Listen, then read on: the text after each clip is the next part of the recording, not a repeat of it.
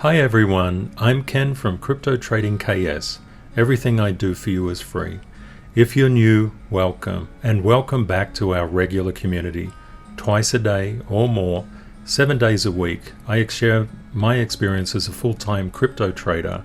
My goal is to assist you to be more of a financial blessing to yourself and those you love. Let's run the numbers. Bitcoin currently trading at 33,326, down 4.7%. Ethereum trading at 20.92, down 7.57%. We notice the stable coins, USDC, DAI, USDT, BUSD. There is some degree of red and green here. When it's green, it indicates money is flowing in from crypto to that stable coin. When it's red, it means the other way around. Starting from this episode, I'm going to do things a little bit differently. I want to do a deeper dive on overviewing the market. I'll do this twice a day. A lot of people have been asking for this. I think this will really help. I'd like to share Rule 36 with you. This rule is a personal trading rule that I've developed over literally decades. I've got thousands of these rules. I share them with you because I want you to be more of a financial blessing to yourself and others. These rules can save you a lot in terms of loss and also help you to be more profitable and therefore be more of a blessing. News often misleads. Let's look at the news and I'll explain what I mean by this.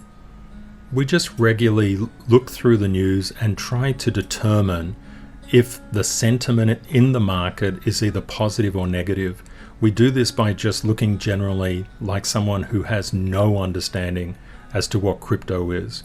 So Galaxy Digital confirms significant sustainable energy mix. Well, that sounds pretty positive.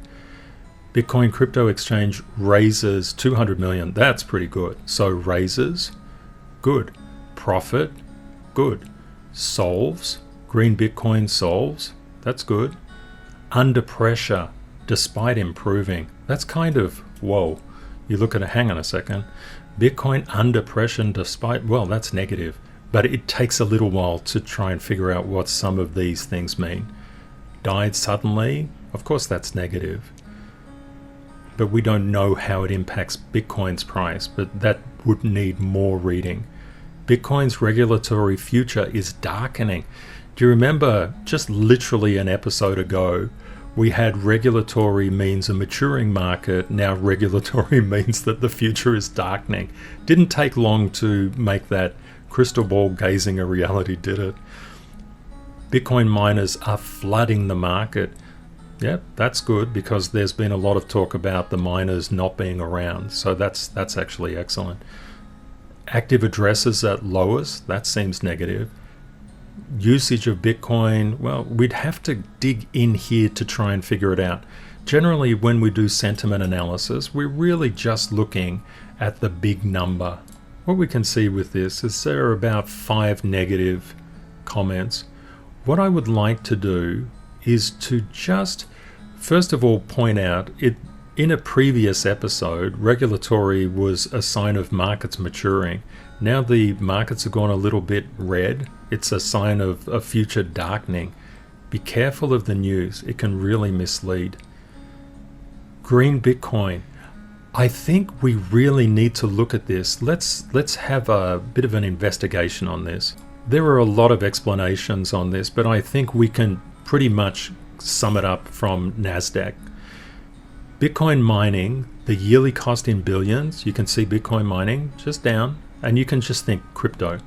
Energy expenditure, okay, you see that black. Now, when we talk about gold, it's much more, because gold mining is a much more established industry. And of course, banking is one of the most established industries on the planet. But you can tell here that Bitcoin mining in its energy expenditure is just a fraction of the banking system and the gold mining system. Just curious if anybody's seen any reports on clampdowns in the banking or the gold mining system for excess energy use and if they're becoming more green. I haven't personally come across a lot of that news. In fact, I haven't come across really any. It seems that this is just a way to highlight something that it seems is applicable to one industry but not so applicable to established players. I'm really interested in this topic, so if you would like to reach out and contact me directly, DM me on Twitter. I'm always available and I love to chat, so that'd be great. If you're new to the channel, I just want to explain why I say everything I do for you is free, because it is. I'm seeking to share my knowledge that's been acquired over many decades to help people become more of a financial blessing to themselves and those they love. I don't have any paid groups. I don't have Telegram or WhatsApp. I don't have any paid reports, but there are a lot of good groups out there for those things. I would suggest if you like that and you want that, definitely seek them out. I don't have any paid indicators. I typically don't use indicators. But again, there are a lot of good groups out there and a lot of people selling indicators. I don't ever advertise any leverage trading links because I believe until you're an expert, you should not touch leverage. Of course, if you're an expert, you can do anything you want because you're consistently profitable. I don't show you how to trade. There are a lot of good groups that charge good money to show you how to trade. I don't do that. I will give you rough guidance, but I don't know your needs. It's always dangerous to give advice out there when I don't know what you're exactly doing, how much money you have, your risk profile, those things. But there are many, many good groups out there who can look after you. I don't do deep technical dives on fundamentals. Again, there are so many good groups out there. I do deep dives on certain things, but again, I don't do deep dives on all things. I think it's really helpful for you to understand I make money from the markets. I'm just sharing. I hope what I do helps you. Unfortunately, as the group has grown larger, we're getting a lot of scammers in. When I respond to someone, you will see something that looks like that. When the scammers respond, you won't see something that looks like that. There'll be no highlight. Also, when I respond, you can see view reply from Crypto Trading KS. That's what you need to look for. If it's just view reply, it's just probably someone else in the community, or, just keep your eye on things. Our community is really beautiful. There are a lot of wonderful people there. Rule 171, zoom out. This is a really, really important rule. We're going to, in this session together, we're going to zoom out and have a look across the markets and see what is cooking. The first thing that I do is look at the KS model.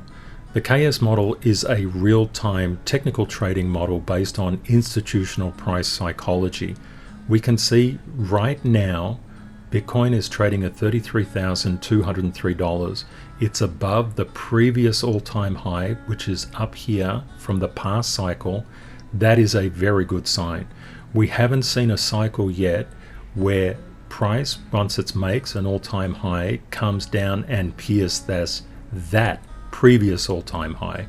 We're pretty safe in terms of past behavior, but we really do need to look a lot deeper. Institutional investors invest in growing industries. This isn't a technological adoption curve on a log scale.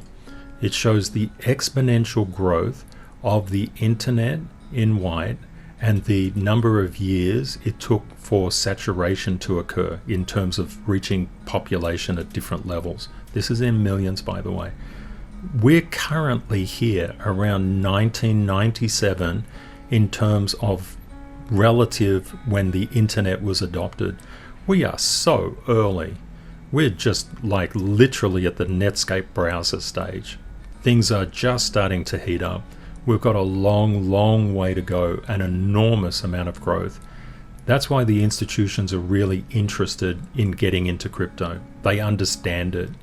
In this session, we're going to go much deeper into understanding if we have entered a bear market or if the psychological sunshine is still going.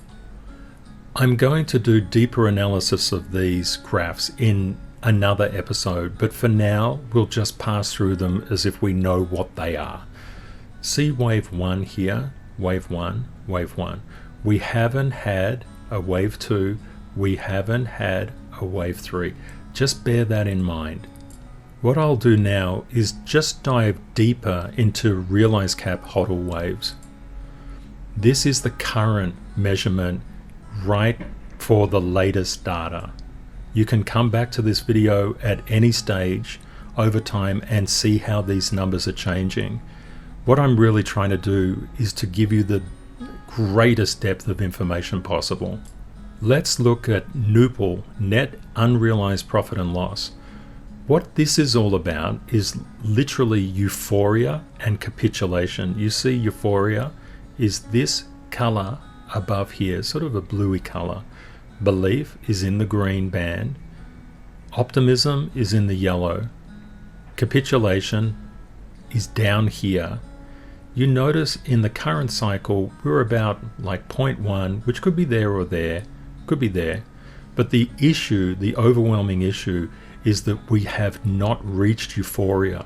If we were spiked up into euphoria and coming down, we may be witnessing something like this behavior. But we're so early. Things are just beginning. Let's zoom in a little bit more. So you can see the value of NUPL here. And you can also see how it's been changing across price action. I really like to give you the greatest depth of information possible. Let's have a look at the Puel multiple. The key thing to understand here, you see this green area. The green area, how does that align? I know we're crossing psychological states, but just let's bear with it. So that green is good. That green is good. This is capitulation in the bear market, setting in the bear market low. Okay, this is pretty much after the COVID incident. You can see we're really low. What that means is that it is a fairly safe place to buy in the cycle. As always, let's zoom in. You can see the Puel multiple and its current reading for the latest time period. I like to do this so I give you more and more data that potentially you may not have seen before. I've had quite a few community members reach out and say, Ken, can you look at the Nasdaq? Can you look at the S&P? Very happy to. No problem. Let's go through all of that, including the 10-year and gold and silver. I'm going to do this quickly, but I think it will help you out. I've put the price of Bitcoin in the background. I've put a solid main trend line that we would keep our eye on. Let's have a look at Nasdaq. It looks pretty good. We know price moves in waves, so we're expecting the price to move down in the Nasdaq. It's always on, always price moving in a wave. Let's have a look at the S&P. S&P has structural support underneath. We can see the price of Bitcoin below it. Looking good, looking healthy. Nothing looks like it's crashing. Look at the price of Bitcoin and the Russell 2000. There's a little bit more weakness here in the Russell, but the Russell came up very fast and very hard and very strong. I think it's just really consolidating. Let's have a look at the Dow Jones. Let's look at the Dow Jones. We can see the price of Bitcoin, the Dow Jones. It's seeming a little bit weak here, but the other industries are not too bad.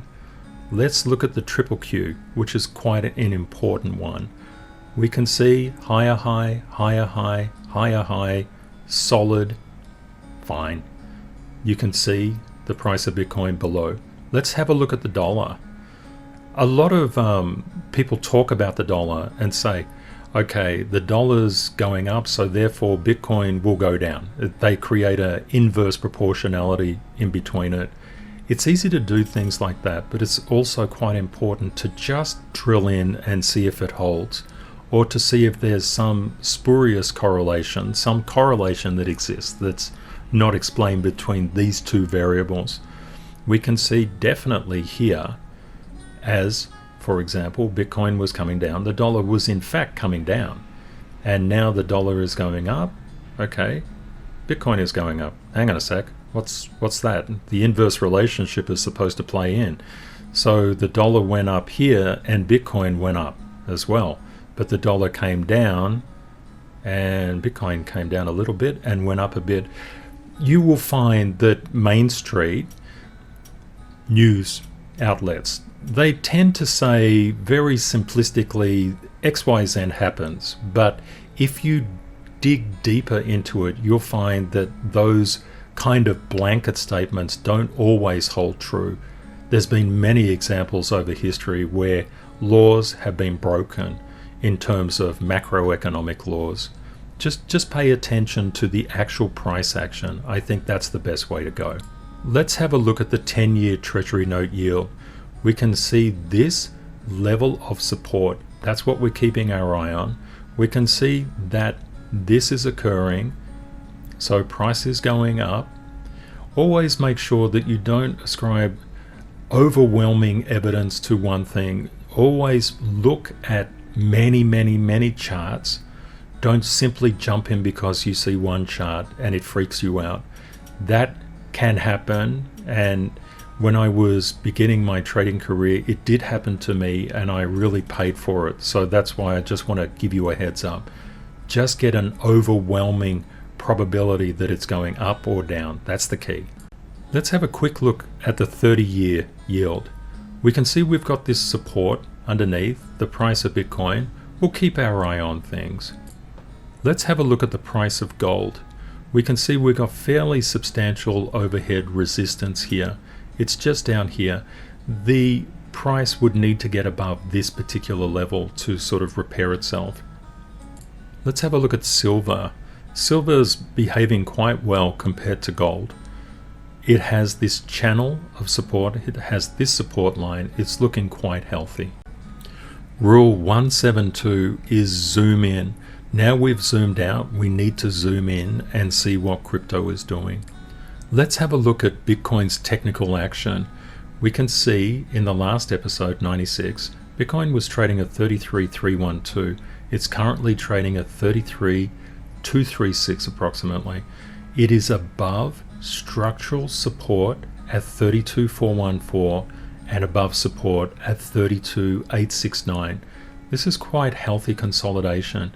We also have to be aware that structural support, what was once structural support, is now structural resistance at 34,267. Bitcoin overall looks pretty good. We had a low and another low, but this was a higher low. And if we draw this trend line up and it intersects with this one, we could fairly reasonably expect a higher low somewhere on this line. And that wouldn't be a problem. It would still mean that the uptrend is technically sound. Let's turn to the shorts measured in red and the longs measured in green. We can see a bit of a stalemate occurring here at the moment. It looks like the shorts are consolidating and the longs are getting just a little bit weaker. So let's have a look at liquidations and see what all this means. Over the past 24 hours, 329 million in liquidations has occurred. 53,738 traders were liquidated. Over the past 12 hours, around 68% of liquidations were long. And we can see here in the liquidations, they're not much, but they're predominantly long within about the past hour or so. Let's see if we can get some more context. The net realized profit and loss is quite a good indicator if we've reached any particular bottom. We can see massive sell-offs like this, and this the COVID low, tend to produce red spikes like this. I think at the moment, everything points to us hammering in a bottom. We always need more data if we're going to say things like that. So the concept is the USDT, the balance of tether, on all exchanges, when it spikes up, it's usually to be deployed by buying into crypto. It's spiked up recently to quite a high degree. Let's have a look at what that means. If we turn to the SSR oscillator, the stablecoin supply ratio, we can see that that deployment is going into Bitcoin and other cryptos, as evidenced by this thing here. We can see when we get low, generally we got funding inside the market, but we'll look a little bit more deeply at this. What I've done for you here When we look at psychological safety and liquidations, I tried to combine a lot of data for you. The market is currently at 21 on the Fear and Greed Index, which is extreme fear. These red lines here, these ones down, indicate extreme fear. This is when people are selling. Here is extreme optimism or extreme greed. When we get extreme greed in the market, people tend to be attracted in towards buying. Remember how we were pointing out those spikes in Tether, USDT? That $4 billion spike is just here, and we've seen the price go up since then. The last near $4 billion spike in USDT was followed by this price action. Overall, things are looking fairly healthy. When we have liquidations above 1.5 billion, I put them in yellow. We've not seen that in here. A lot of longs got liquidated in this move down. There was a bit of over-exuberance. A community member suggested that we look at Google search trends. What we see here from about 3 days ago, because Google doesn't update its index every day, it's not real time, we find that the Google index for today is 24, but that's delayed a couple of days, just to make sure you understand that. When Google index was 100, it happened here. I've noted that people, when they get scared, they tend to search for Bitcoin. When they're happy or not really paying too much attention, they don't tend to search too much. Let's just have a quick look at crypto total market cap. This is the fingerprint of all alts moving as one. It is in fact total, including Bitcoin. We can see here this low, which is a higher low, coming up to a higher low here, which is kind of what we thought anyway would happen. We know that a lot of stable coins are getting funded. We know that we haven't reached the second and third peaks. We know a lot of information. We know the markets are relatively healthy. We're not seeing any signs of a crash. What we need to do, of course, is to keep this upward momentum and hold this line. Currently, total market cap is $1.356 trillion. This rounds out episode 97, which is all about looking at the broader picture across the stock markets and into the crypto engine as well. The next episode will be the technicals, where we'll do a deep dive on those technicals and see how the market is behaving under the hood. I look forward to catching you in the next episode. I hope you found this content useful. Everything I do for you is free. Please be aware of scammers. I do these videos to assist you to be more of a financial blessing to yourself and those you love. Please say hi and let me know where you're viewing from and if you have any questions. Our community is very helpful and supportive. Please say hi to them as well. If you would like twice daily updates 7 days a week on price movements in the crypto market, please subscribe to YouTube and follow me on Twitter. Crypto is volatile. Always prepare yourself for the best and worst case scenarios. Reality will likely be between them. Stay safe out there. Take care and see you in the next episode. Bye for now.